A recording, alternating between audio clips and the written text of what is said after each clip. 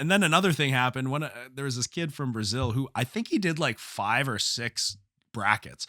It was crazy. He was fighting kids. He was fighting adults. I see him in the bathroom after his match. He's like, I'm taking a piss. I look to my side. He's right next to me pissing in the urinal. I look down. He's got no shoes on.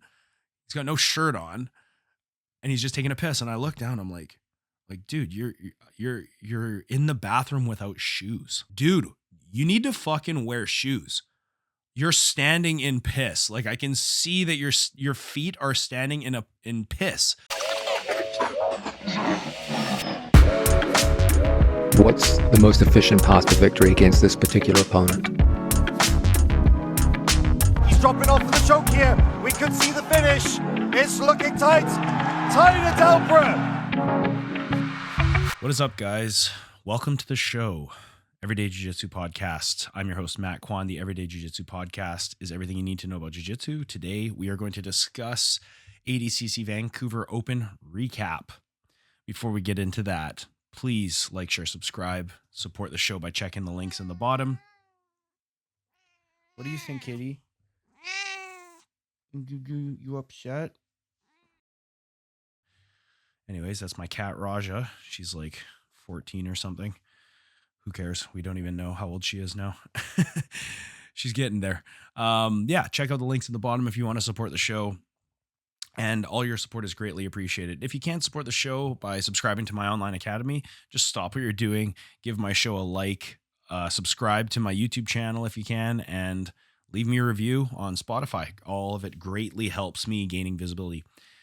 Okay, guys, ADCC Vancouver recap. So on Saturday, I was at Vancouver in the Richmond Oval, the Olympic Oval, which is a wonderful facility. And we had the ADCC Vancouver Open.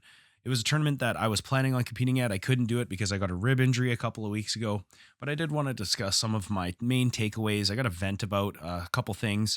And whenever I do like a big tournament like that, I always try to think about what I can talk about on the show and like what I learned, what didn't work. Obviously, like I said, some venting. And yeah, there's a couple of things about the rules that I wanted to share with you guys to see, if I didn't know them, maybe you guys didn't know about them, especially pertaining to donkey guard. So it was a great learning experience overall. But I guess I'll just get right to it. I'll vent a little bit about a couple of things that really bothered me. The first thing that really bothered me was a coaching fee. And that's, if you're a coach or a head coach, a lot of tournaments will, if they see that you have students that are signed up, they'll just let you in and grant you a pass. However, in this case, we had to pay a coaching fee. That was pretty fucking, I thought it was bullshit, to be honest, but you know what? These people come to Vancouver and they need to make as much money as they can. So can't knock the hustle, I guess. And there was also another thing that I had an issue with was some of the refereeing calls. Now I will say this, because ADCC rule set is, I would say that it's not as well known in the community. And overall, I would say that the IBJJF, the rule set of IBJJF, it's kind of like the unified jiu-jitsu rule set. Whereas ADCC is now becoming so popular that now with these ADCC Opens traveling around different countries and different cities, you're probably going to see the ADCC rule set more, but people are less familiar with it.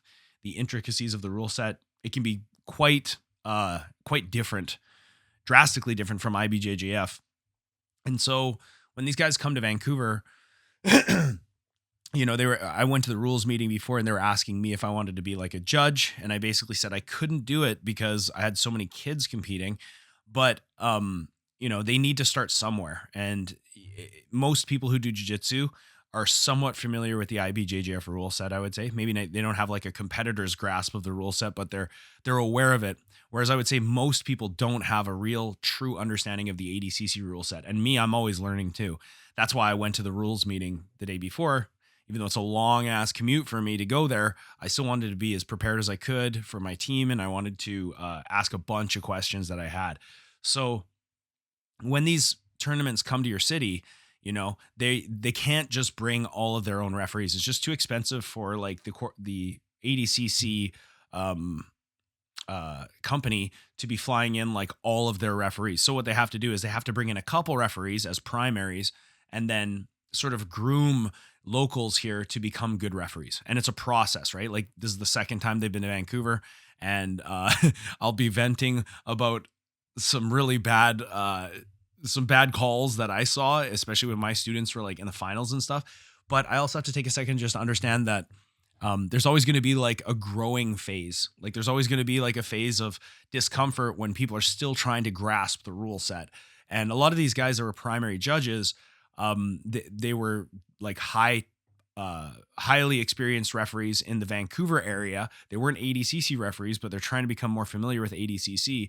And a lot of these guys referee like IBJJF style tournaments, and then they made just blatant mistakes. And one individual in particular, I'm not going to name him, but like making horrible mistakes. And I see this guy make horrible mistakes as an IBJJF referee as well. So it's like, or I should say, in the IBJJF rule set. So it was like this guy probably shouldn't be fucking refereeing anymore, to be honest.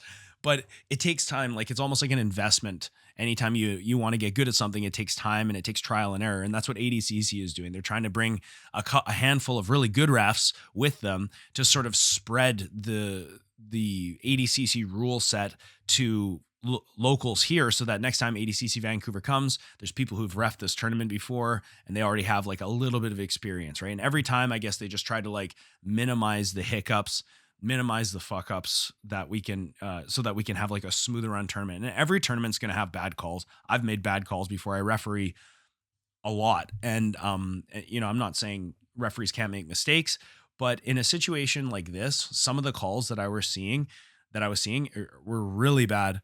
And not even to do with the rules, but like restarting in a position where the action wasn't stopped in blatantly, like, like a guy, I guess I'll just get right into it. So I'll talk about one story. I had a student that was in the finals and he actually went on to win triple gold. This kid, he's super good. And he was, in the finals, and he was fighting this kid, and like he was going for a headlock, and the kid kind of jumped to the other side. So my kid was getting flattened out, and then he would heist up with the headlock to get back up, and then he'd fall back down, and then he'd heist up and he'd fall back down, but he still got a headlock on, right? So there's no score or anything like that. And this was in regulation now, I believe. Heisting up, get back up. Heisting up, coming up and getting put back down constantly. And then finally he got up and he was starting to escape. And there was a bit of a scramble. And then he was like standing up and ducking to the back as he was standing. And it was near the referee's table. So then they stopped it. And then the table judge that I was referring to earlier, the local guy, he wants my kid to start in bottom half guard, flattened out. And I'm just like, what are you talking about? Like, that's not the right call. And ADCC, if you're not aware, they allow you to talk to the referees. So I'm like being very vocal. I know the girl who's refereeing, again, another local. These are not ADCC referees, right? And so I'm trying to be as not rude as possible, but at the same time, it's like, I got to advocate for my athlete. Like that's a big thing. If the kid ends up on the bottom, that's a huge issue, right? Because he did work his way up and he was actually ducking out to the back when they stopped the action. I was screaming. I was like, do not make this call. This is a bad call. And like, I'm making a scene at this point. I am that coach, right? Like I'm super passionate about being an advocate for my students. I even told them the week of 2 weeks before the fight, I was telling them, hey, you guys got to advocate for yourselves. Like if the referee is telling you to do something and you know that wasn't it, like you do not have to do what the referee says. You're not going to get penalized like an IBJJF. You can talk to them. You can argue your point. You could even bring up video review, which I think is something that is super cool as a tournament. I know a lot of people disagree with that. Like the referee's call should stand and blah, blah, blah. But like, I would say that most of the time, if you use video review, the justified call is made, right? And really, I just want to make the justified call. I'm not trying to get my student to win and get a position that he didn't earn or anything like that. Like if it turns out that he did deserve that bad position, then so be it. That's the right call. So I think that video review, that's something that even at the ADCC Opens, right? Like we're not talking about Worlds, we're talking about ADCC Opens. The video review can be used as evidence to even totally change the complexion of a match and outcome of a match. And I think that that's actually really awesome. Usually when there's multiple judges, like at ADCC rule sets, it's hard for multiple judges to fuck up a bad call. And in this case, it was one of those situations where it was getting fucked up and my kid was being told to lie down and I'm screaming from the side and my kid's starting to tear up because he knows that that wasn't the situation. And the dad is there with me too. And he's like, do not do that, Junior. Don't lie down. We call him Junior, right? And I'm just like, don't do it. So he's got multiple adults yelling at him. He's got me yelling at him, telling him to not listen to the referee. He's got the referee telling him to do something. He's got the table judge telling him to do something. His dad's telling him to not do what those authority figures are saying. So like, obviously it's super confusing and emotional for this kid. And he worked really hard to get out of a position. Now he's being told he's going to have to get out of that position again. It wasn't even the right position. Like, it's a total fucking mess, right? And anyways, I'm screaming, right? I'm like, do not make this call. I'm yelling at the table judge right now, who I've refed alongside with before. I know the guy. And then thank God, smash past Jay, the head referee, comes over, this big guy. And he's like, okay, let's take a look. Let's calm down. By the way, I love Jay. He's, a really cool guy. He's like the most knowledgeable guy in the ADCC rule set I've ever met. He's at all the trials. I think he was at Worlds, and he's just a good dude. You can text him and ask him questions. And so he goes and gets clarification. And like in the end, we all just agreed to stand the two kids up from the standing position. I think that was the right call. Okay. And they both agreed to it. So nobody had like a really dominant position, even though I would say my kid was ducking out to the back. It's fine. We start from standing and we just sort of end it there. Anyways, there was another coach in our corner as well, because I coached this kid with another coach from a different gym. We kind of have like a mutual agreement that we have a couple of athletes that cross train and we're not going to get political about it. So, I was like, okay, I have another student on the other mat that I need to coach. Can you sort of take care of this? And he's like, yeah, sure. I got it. So I'm like, okay. So I go to the other mat. This match continues, whatever. After my student fights, I come back and there's more controversy. Now the score is 5-0 for the other kid. And I noticed that they've been arguing about this for like 5 minutes. I'm noticing this across the mat as I'm coaching my student on the other side of the area. And I come back and the score is 5-0 and they've been yelling now for a couple of minutes, like I said. And I'm like, guys, what's going on? And again, it's more shouting. It's more controversy. They're like, we're reviewing the footage. The other kid got a score and there was, we can't tell where the score was. And they've been protesting the whole time that the score wasn't there. I got to go back and rewatch it because there's just so much controversy around this match. I'm hoping that I can like look at it from like a post-tournament lens and sort of see if I was right, if I was wrong, who made the right call, etc., and just sort of reflect on that and try to learn from it. And anyways, so it turns out that they're going to take away this kid's points, this 5 points scored, and they're going to go to overtime now. So the other corner is fucking livid. Like, they're just like, how can you take away 5 points now and all this stuff? And it's just like, man, this is ADCC. Like, if the wrong call is made, then don't be surprised if they go to video and they start to review the scoring. And they're looking at the scoring of like the last half of the match, reviewing, and they're with the blessing of the head judge, there was no score, right? There was no score. So it's not right that this kid wins and when maybe they made the wrong call. And Jay is being very respectful, very understanding, and he's also kind of he knows that it takes time to build these referees up as well. So he's expecting these kind of hiccups. Like the guy that was the primary judge on that side is, like I said, a local guy that I know. He's never, to my knowledge, reffed an ADCC tournament, and he sucks at reffing IBJJF tournaments. So it's like, okay, like, is this guy really qualified to make these kind of calls that could decide a gold medal or not, right? Like, it's kind of a big fucking deal. And so anyways, I come over and I stay quiet because I haven't been there for the last 5 to 10 minutes. I've been on the other side of the gym coaching someone else. I come back, I'm kind of quiet, but like they're all going and I'm just like, I'm not going to get involved here because there's too many cooks in the kitchen. There's enough advocates for my athlete or whatever, so I don't need to say anything. So anyways, they decide they're going to go to overtime. They go to overtime. My kid puts the other kid in a front headlock and does like a tomenage or a sumigaeshi type movement and uses his hooks to get on top, gets to mount, and then gets 2 points. So in the ADCC rule set, if you do a move like that, you take someone down or you sweep them and you land past the guard, it's 4 points. It's known as a clean sweep or a clean takedown. But they gave him 2 points, right? And then as that happens, I'm like, it should be 4 points. It should be 4 points. And then the same fucking table judge that I'm dealing with, he goes to me and he says, no, you need to secure for 3 seconds to get the clean sweep. And I'm like, so why'd you give him 2 then? Like, do you know what the fuck you're doing? And at this point, I realized that I'm advocating for my student to have less points. So I basically just shut up and I let him have 2-0. He's up 2-0. And I'm just like, all right, well, if the other coach isn't going to argue that that wasn't a score, I'm just going to shut my mouth then. And this guy's wrong. If you land in mount, it should be 4 points. Kid gets out a couple seconds later, and then my student does it again, manages to get to a front headlock, and does the same move, does like a sumigaeshi into mount and holds it. And then he gets 2 more points.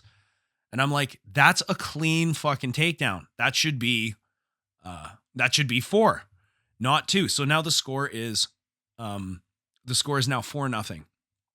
And the other coach is like yelling at his student to do something. Like, you know, there's like less than a minute left or whatever. And I'm just like, yeah, junior, you're good. It's supposed to be 8-0, but it's 4-0. So just keep, you know, you're good. You're doing great. Just stay on top, blah, blah, blah.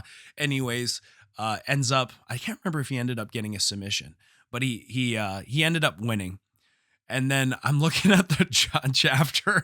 He's like so stressed because he's had nothing but me and a bunch of parents, and both coaches are unhappy with what's gone on. Like, I'm unhappy that he missed all these calls, and the other coach is unhappy that his student was forced into overtime and is up 5-0, and now he lost the match. And this guy is just like burying his head in his hands. I look over, I'm like, you need to stop fucking refereeing, man. And then at that point, I saw the look in his eyes and I'm like, I'm just going to shut up. Like, this guy's getting enough people yelling at him. The poor girl who's running the mat, the referee, the actual referee, right? Like, if you're not aware, there's like 2 table judges usually. There was a third person at the table, but she was basically not saying anything. She wasn't adding points or anything. She was basically just running the score. So really, we were down a judge. But the person who is standing on the mat, like, she's been getting yelled at too, and it's her first time reffing, let alone she's never reffed any jiu-jitsu, and now she's jumping into an ADCC competition. So like, she's probably even less aware of the rule set. And I'm just like, okay, like, I gotta grant some grace. Like, the match is over, we won. I'm not gonna yell at this guy anymore. And I was just like, this guy's fucking brutal, absolutely horrible. And then the other coach starts getting into it with me because he's obviously pissed that his student was up 5-0, and now he's some kid from the States, right? I mean, I'm Canadian. If you don't know, I'm sure you guys already know. And I'm just like, okay, like, this guy's like, the coach he's starting to get pissed. He's like, these guys are complaining and bitching the whole time, right? And I'm like, well, we want the right call. You know what I mean? Like, we want the call that is the correct score. Like, we want, even if it was my student that was losing points and you were advocating for them to do video review, like, I would support that. You know, I have no issues with that because I've won matches in trials where I used video review and it turned out that they gave the other guy a score and I got to move on to overtime. And I've had other students, like at the last ADCC Vancouver, that got screwed out of a victory. And then I said, hey, let's look at the score. And then let's look at the video, and we look at the video. And sure enough, there was like a phantom score that shouldn't have counted. And he got to move on to the finals. He got to move on to overtime, and he won in overtime. So it's like, that can totally change a match if you allow video review. And I've talked to a lot of people that come from IBJJF background who are used to the referee in the middle having all of the authority. You know, usually only in the high profile matches will they actually do like video reviews at IBJJF. They definitely don't do it for every division, and they don't do it for like small open tournaments. They do it for like bigger tournaments, right? Now they've started to use video review. And I fully support that. I think that using video review is like, it's one of the best things you can do. It does take more time and it can clog up a bracket a little bit, but like, you'll get the just outcome most of the time if you look at the video, because it's video review. And I think video review is very important in a sport like jiu-jitsu. Like, I miss calls all the time. So I'm not perfect. You know, I'm standing from a position where I'm coaching and I can criticize the referees, but I'm not in there refereeing the match. And anyways, the other corner is like, yeah, you know, they complained the whole time and bitched and moaned. And I'm like, I'm like, well, yeah, like we want the right call. And then he's telling the other kid now, the kid that just lost, who's crying. He was up 5, thought he was going to win, and now all of a sudden he's forced to overtime, and then he loses in overtime. He's like, yeah, they're complaining the whole time. That's how they want to win and all this stuff. I'm like, yeah, we want the right call. And I'm like, and just so you know, the score should be 8-0, not 4-0, because he had 2 clean takedowns. So when you land and mount, it should be 4 points, not 0. And then the other the ref that I'm criticizing, he's like, but he didn't hold for 3 seconds. I'm like, so why'd you score it, you idiot? Then it should be 0. You know what I mean? Like, this guy's like totally just unaware. And then so the coach is so fired up. And then the kid's dad, I assume, like a random parent who was in the corner as well, who's been somewhat quiet, comes up and he's like to the other kid, he's like, okay, let's go. Like they cheated. Right. And now they're throwing some pretty heavy accusations. Like, oh, he cheated, as if we did something nefarious to win the match. When we're just saying, hey, that wasn't a score, or hey, that was the wrong score, or hey, that wasn't the position that we ended up in. We have it on video, blah, blah, blah. He's like, yeah, they cheated. And I'm like, whoa, buddy. Like, let's not use language like that. Let's not say that we cheated. The one thing we don't fucking do on my team is cheat. Like, I'm not trying to win. I'm not trying to get a victory here, in a way that's not justified. We're looking for the best, most justified result always. I don't care if I fucking win or lose. Let's just make that clear. And the parents in my face, he's like, yeah, these guys are fucking cheaters. And then the other coach wisely comes to me. He's like, hey man, I didn't say you cheated. And I'm like, yeah, dude, like that's like a big fucking accusation, because there's malicious intent behind that. And then he's like, calm down, man, calm down. And I'm like, me calm down? And I'm actually being pretty calm. I'm just defending my student and trying to get the right call. I'm like, you're telling me to calm down? This fucking guy's telling me we cheated. Like, what the fuck are you saying? And he's like, I'm not saying that, blah, blah, blah. And he's like, but you guys are complaining the whole time, blah, blah, blah. And I'm like, yeah, like that's my job. I'm the corner. If you saw a call that was bullshit and you don't complain, you're a bad corner. If you let your student, start in a position that he wasn't in, and you don't tell him to fight for that tooth and nail for every position, is the gold medal match. Like, yeah, of course I'm going to advocate for my student. What are you talking about? Like, if you don't do that, you're not doing your job as the corner. You have to advocate for your athlete when they're focused on the fight. They might do whatever the referee says just out of habit, or just to appeal to authority. So, like you have to be that sort of third eye that's allowing them to compete the best they can. And so that if they get put in a bad situation that's not fair and it's not how it should be, that is the corner's job to advocate for them.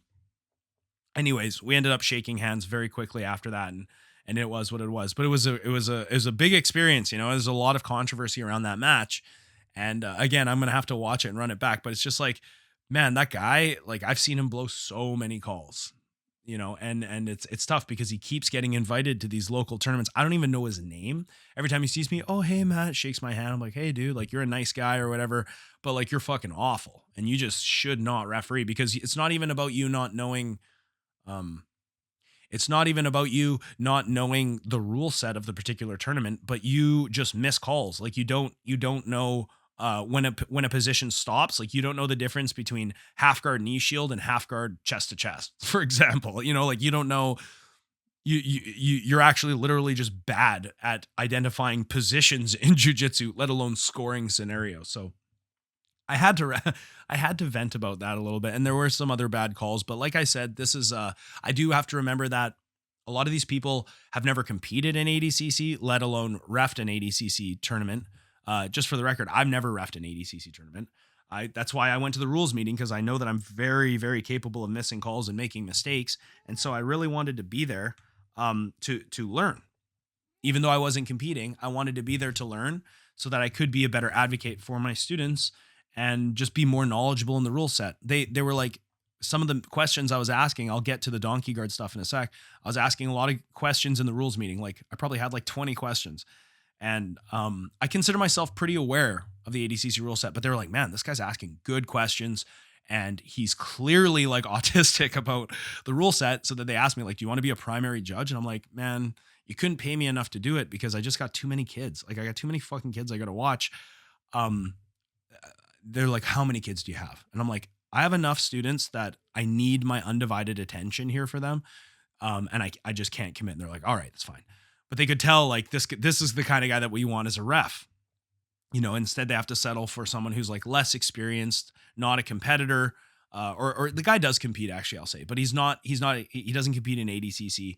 And it's a part of a process that does take time to get people more on board and familiar with that rule set, because there is so many intricate scenarios. I find myself even scratching my head and being like, should that have scored? Oh, I don't even know. Like I will say, for me, I think IBJJF is way easier to score. Way easier to score, I think. So it's not only is it easier to identify scores, it's literally easier to get on the scoreboard as a competitor, because you can get advantages and things like that. In ADCC, there's no advantages. There could be scrambles that go on for like minutes at a time, and then the scramble ends and there's literally no score. Like it's kind of crazy how ADCC is scored.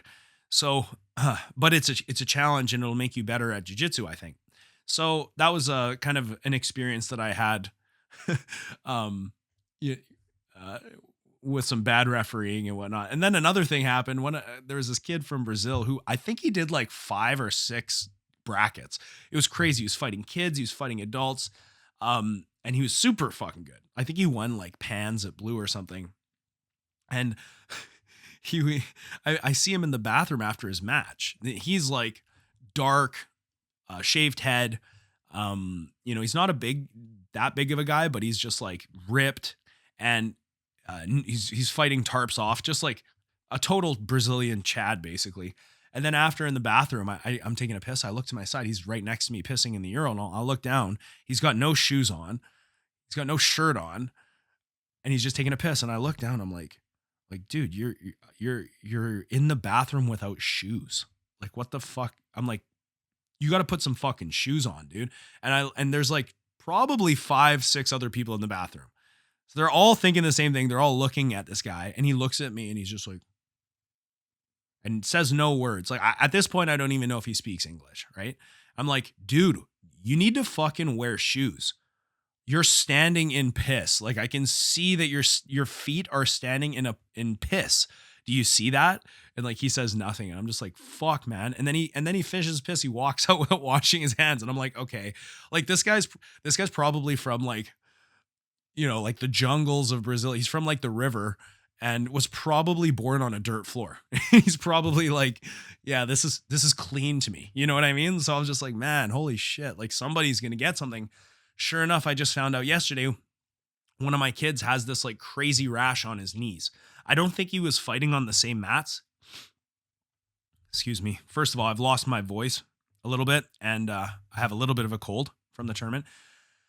But one of my kids has like this rash on his knees, and he's going into the doctor today. Like it looks like, I don't know what it is. It doesn't look like ringworm.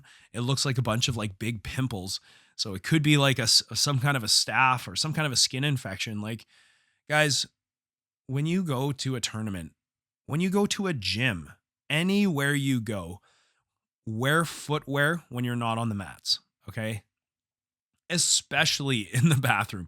I've talked about this before in a previous episode, my top 10 or whatever, what was it? Top 10 pet peeves in jiu-jitsu.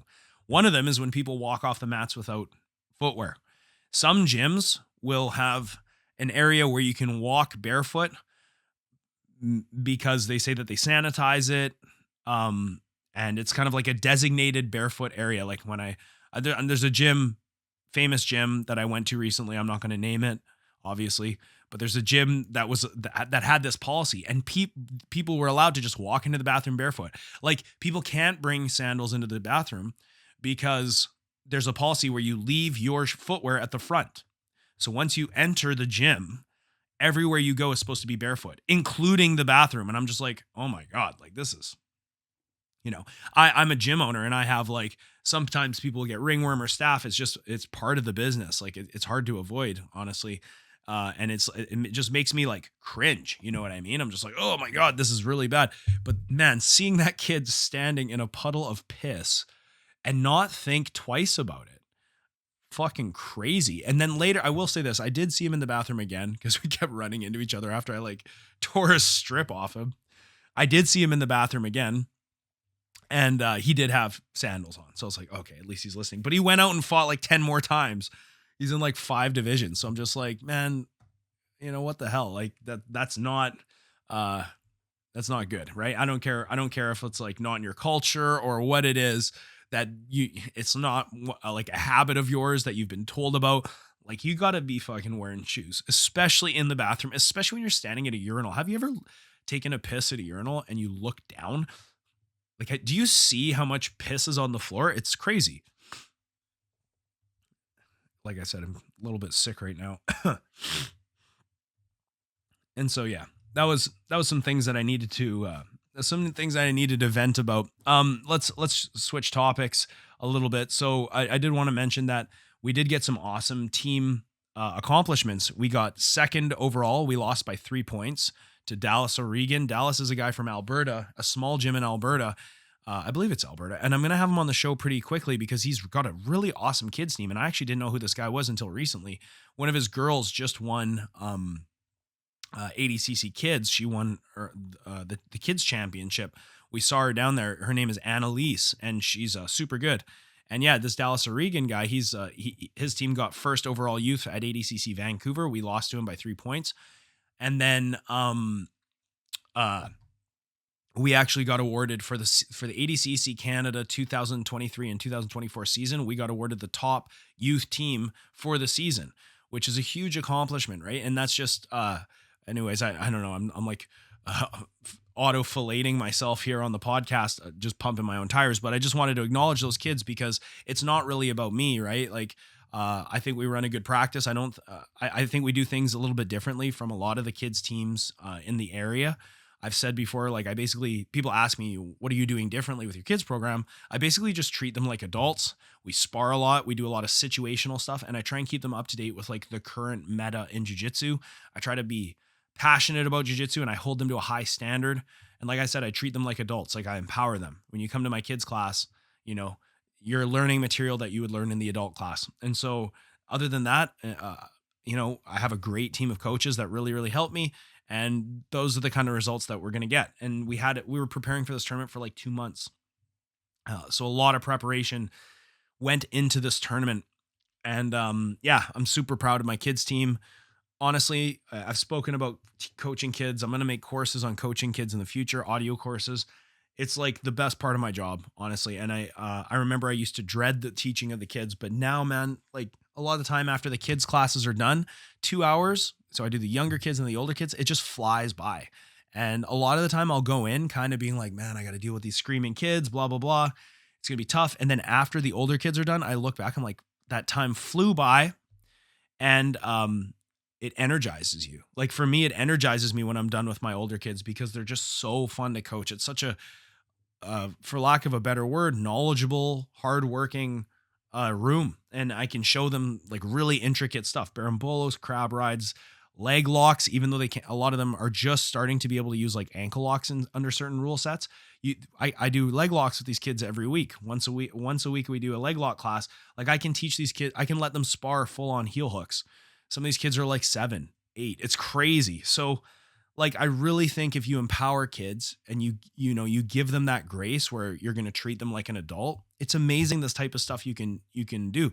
And I also don't say my way or the highway. Like if a kid discovers a technique that they like and it's not a part of my game, all I ask is that they show me that it works. If they can make it work and they show me that it's effective, I give them full reign to do whatever they want. I give them that, that ability to sort of like experiment and self-organize and see what works for them. And I try and just teach them jiu-jitsu that is current, effective, and that works for like all body types. Like universally, it could work for any practitioner. So those are kind of my criteria for teaching kids. And it's, man, like there were times when I was just like emotional at the tournament, because I would see kids winning or losing and crying and like, the things that kill me as a coach that really brings out emotion is when I see a kid who I know they want to cry and they're holding back the tears, because they don't want to disappoint me or they want to be recognized for their maturity. A lot of kids, when they lose, they'll start crying, or if they take a bump in the face, they start crying. This is normal behavior. It happens at every single kid's tournament. So it's not a good thing or a bad thing. It just is. But when I see a kid who loses in the finals and I see the look of disappointment on their face and they want to cry because they're disappointed with themselves and they've let, in their head, they haven't done this, but in their head, they've let me down. And then I see them sort of take a breath and come back. Like, that's what makes me want to cry, because I'm like, that is such a level of maturity that they're like, they just went through this horrible loss. They've been preparing for months and now they're recomposing themselves and they're getting ready for another division. Right. And it's just like so beautiful to watch. It's amazing what kids can do if you really start empowering them and if you give them those opportunities. Right. And I'm so fortunate. A lot of my students that I have on my kids team are transplants from other gyms. There's only a few that I have like brought up from day one. So I'm in a position where I'm extremely fortunate to have kids who want to come train with me. And, I don't take it for granted any day. Like I'm more motivated as a coach right now than ever for whatever is next for our team. There's a couple more tournaments coming up here before the end of the year, and we're going to be ready for them. But man, it was just such an awesome camp, such an awesome experience. And then yesterday, the tournament was just crazy. I was running around, building up a sweat from running from mat to mat. I think we only had like 3 adult competitors. One got silver in his advanced division. The other one got silver in his master's intermediate division. He's a bit more of a recreational guy. And then the other guy got silver in the absolute division. And they all had some pretty good showings, but it was the kids team that was really on display for our team yesterday. We had a couple dropouts. Of course, I was injured. Another student was sick. So we didn't really have the best adult representation, but man, just watching these kids, it's the best. It really is the best part of my job.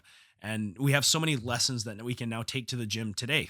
It's Monday, the day that I'm recording this. So, there's things that I'm going to want to go over today that I saw at the tournament and just, of course, just give them the praise that they need inside the gym because they did so awesome. I asked myself, with our youth accomplishments, both the second place team trophy for the tournament and first overall for the season in Canada, was my performance as a coach better because I couldn't compete because I was injured? And did my students perhaps have a better performance than if I let's say I was competing and I was in the mindset of like, okay, I know in like 3 hours I got to compete. I have to like step away to warm up. I have to have other things on my mind.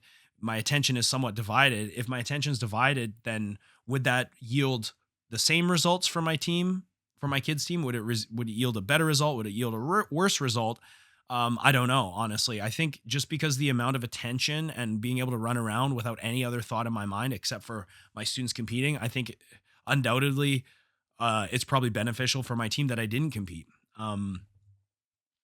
But it's hard to know for sure, right? You never really know. But I will say when you are coaching, competing, and sometimes even refereeing in one day, I've done that before. When you're coaching and competing, it definitely takes away time and energy to get ready for your own matches. And that's just a fact. It's just a mathematical fact. You can't really avoid that. So in the end, maybe it was a blessing that I didn't compete after all. They also didn't have warm-up mats. That was another thing that was kind of annoying. I want you guys to comment below, how crucial is it for you to have warm-up mats at a jiu-jitsu competition? I think it's pretty important. A lot of people like to roll before a competition, and I think that's actually one of the best warm-ups you can do. Otherwise, you got to do like calisthenics and like shadow grappling type stuff from the feet, but you're not going to be able to do any like guard stuff unless you actually just lie on the ground, which some people do. So how valuable are warm-up mats to you? I also have another question for you guys. And this is a hypothetical situation, so I'm not saying that this is something that I'm experienced, but it's just a question that I had as a coach. If you have an athlete who, let's say somebody comes to your gym, a transplant, and they have a style where they have already developed their own style. They might not have your systems, or they're trying to incorporate your systems into their style, but they have their own shit that they like to do in competition. And you as a coach disagree with some of this stuff. And you're giving them active advice before and during the match and after the match to not try to not do these things. And then they go out and they do them anyways because they think it's funny, or they think that it's not going to negatively affect their result, but then it does. Should that practitioner be allowed to wear your gear? Should they be allowed to represent your gym? Like, they're not really a true representation of your gym if they're not using your systems, and they're blatantly using their own shit rather than the advice that you, the coach, is giving them. And at what point does that negatively reflect on the gym and on the coach, right? So do you think that an athlete who kind of ignores the teachings of the coach but still wants to represent that coach's team, should they be allowed to? Is it right that they do that? Would the coach be within their rights to say, hey, like, I can't have you representing here? It's kind of a dilemma, right? Because they are a student, they're a paying customer, hypothetically, but they're not using your style. And you could even argue, like, what if this student wants to represent you in competition? This is a similar question. Again, leave me your answers in the comments. What if this person barely comes to your classes, right? Maybe they live somewhere else and they're coming to like one class a week and they're training elsewhere, but they want to represent your gym in competition. Like, is that, do you think that should be allowed? Or do you think that the gym owner is within their rights to say, no, you can't represent here. You're not training here enough and you're not using the shit we show you? Because I see stuff like this. Would love to hear you guys' answers in the comments. Really, leave as many comments as you want. Get into arguments with me. I like it all. Okay, last thing I want to talk about here before we sign off is the donkey guard rules, because donkey guard is this position, or reverse close guard, right? It's becoming very, very popular in jiu-jitsu. I've done a whole episode on donkey guard. Can't remember what number it was. It's a fantastic position. There's tons of leg attacks from there. You can sweep from there, but there's nuances to the position. So I wanted to get Smash Pass Jay's answers at the rules meeting pertaining to donkey guard. How will it be scored? Can we point harvest from there? Kids can't do leg locks unless they're a certain age. So you can't like point harvest and sweep to reverse mount, fall to the bottom with a toe hold, and then sweep again like you could when you're an adult. So I went to the rules meeting and I wanted clarification. Most of the questions I had were about donkey guard. So I'll just share some of my findings with you guys, because you might use the position. If you guys know Abraham the Mountain from New Wave, this guy blocks everybody. He submits everybody from donkey guard. It's like his most common position at these ADCC Opens. He usually gets gold, right? And if you don't know the A block, you should definitely check that out. If you just YouTube it, you'll find it. So basically, the answer that I got is if you have donkey guard on somebody, if you're aware of the position, when you're on the bottom in donkey guard, you could have the two knees on either side of your body, or you could have the two knees on one side of the body. And then from there, if the two knees are on either side of the body, which is actually what I prefer, you could have two legs in front of you, two legs behind you, which is bad. Like if they wrap their legs under your armpits, that's bad, because now you have no control over their legs. It's essentially a stalemate position. Or you could have one leg in, one leg out, which is really good for like leg attacks. Because when you swim your arm over one leg, now they can't use that leg to kick and defend leg attacks. And then that's where you're going to get like toe holds and A blocks, right? So at what point, like how is that scored as a sweep? So if I sweep someone from donkey guard and I end up on top, if I land with both legs in front of me, is that a clean sweep because you land in reverse mount? If you sweep them with one leg behind you, is that a regular sweep because you're going from bottom to top and you're on top? And, can you roll through to the bottom? And yes, you can. I've asked that. As long as you can roll through the bottom, as long as you're attacking a foot lock to go to the bottom. So the answer that I got about the scoring is with donkey guard or reverse close guard, whatever you want to call it, reverse cowgirl guard. If you land in a position with two legs out in front of you, it's a clean sweep. If you land in a position where one leg is behind you and one leg is in front, that does not score.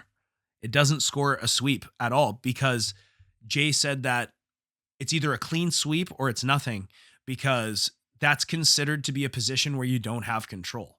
Now, I disagree with that criteria. As far as I'm concerned, you're landing in a controlled position, you're belly to belly facing each other, and you invert positions from top to bottom for 3 seconds. That's a sweep. But Jay's like, I don't make the rules. This is the ADCC rule. So clearly they've discussed this. And the official rule, according to him, is that if you land on top with one leg in, one leg out, it's not considered a controlled position yet. And so in order to score, you must collect both legs. You must collect both legs and hold for 3 seconds.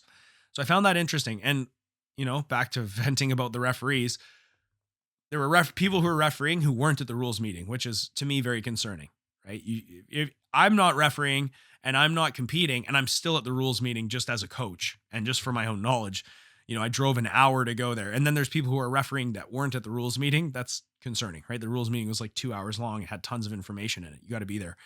So I saw referees score donkey guard sweeps and get points for it with one leg in, one leg out, and they didn't clear the leg and they got 2, right? Which is how I think it should be scored. But the official rule from Smash Pass J is if you sweep from donkey guard, you need to control. The official rule from Smash Pass J is if you sweep from donkey guard, you must control both legs for 3 seconds. And if you do sweep with one leg in, one leg out, you have infinite time to clear the second leg and control for 3 seconds and get your clean sweep score. So that was what I learned about donkey guard as it pertains to the ADCC rule set. Okay, last thing we're going to talk about before I get out of here, we're almost done. Shoulder surgery. I'm actually going to go see as soon as I wrap up this recording, I'm going to go see my surgeon. I finally got in to see him. It can be difficult in Canada to go see a surgeon, but I actually got in pretty quickly off of a cancellation. And I am potentially going to get my shoulder fixed. I have a torn labrum. They call it a slap tear in my right shoulder. And I'm going to go talk to him. What do you guys think? Again, lots of stuff. I'm asking for you guys comments today about the things we talked about, but also this. Have you had your labrum repaired?